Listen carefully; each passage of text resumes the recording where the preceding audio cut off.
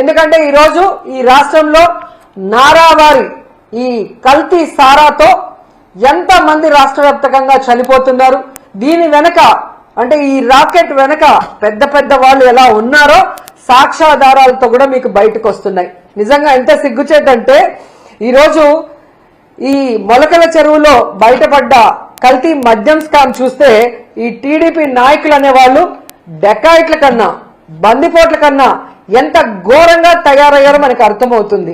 ఎందుకంటే జగన్మోహన్ రెడ్డి గారిని కొట్టే దమ్ము లేక ఈవీఎంలను మేనేజ్ చేసుకొని జగన్మోహన్ రెడ్డి గారు ఇస్తున్న మంచి సంక్షేమ పథకాలు ఇవ్వటమే కాకుండా సూపర్ 6 ఇస్తాము, ఇద్దరుంటే ఇద్దరికి నలుగురుంటే నలుగురికి అని ఏ విధంగా అబద్ధాలు చెప్పి అధికారంలోకి వచ్చింది ప్రజలకి మంచి చేయడానికి కాదు, ప్రజల్ని పీల్చి పిప్పి చేయడానికి అనేది ఈ రోజు తెలుగుదేశం పార్టీ వాళ్ళు మరొకసారి నిరూపిస్తున్నారు.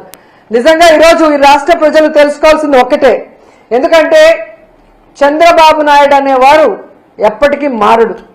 ఆ రోజు ఎన్టీఆర్ తీసుకొచ్చిన మంచి మంచి సంక్షేమ పథకాల్ని మంచి చారిత్రాత్మకమైన నిర్ణయాలను ఎలా తొంగలో దొక్కాడో మీ అందరూ గమనించారు.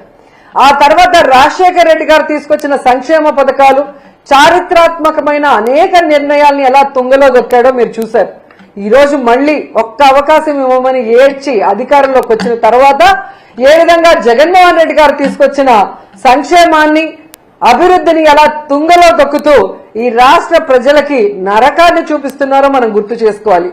ఎందుకంటే ఈరోజు ఈ కూటమి ప్రభుత్వం ఎన్డీఏలో ఉన్నామంటారు.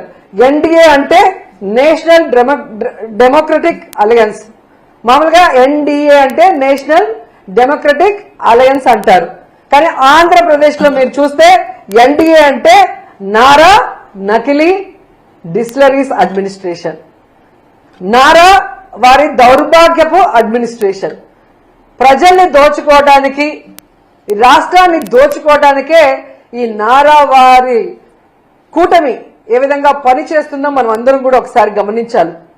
ఎందుకంటే ఈరోజు ఈ కల్తీ సారాన్ని తయారు చేసేది ఎవరు, దీన్ని బెల్ట్ షాపులు, బార్లు, పర్మిట్ల రూమ్ ద్వారా ప్రజల వద్దకు చేరుస్తుంది ఎవరు, దీనివల్ల ప్రజల ప్రాణాలు తీస్తుంది ఎవరు అంటే పై నుంచి కింద వరకు మొత్తం తెలుగుదేశం పార్టీకి సంబంధించిన నాయకులు అనేది స్పష్టంగా మనకు ఈ రోజు సాక్ష్యాధారాలతో కూడా దొరికిపోయింది. ఎందుకంటే ఈరోజు ఏ జిల్లాలో చూసినా మన మొలకల చెరువు నుంచి చంద్రబాబు నాయుడు గారి ఇంటి వరకు మీరు చూస్తే ఫ్యాక్టరీలు ఏ విధంగా పుట్టుకొచ్చాయి.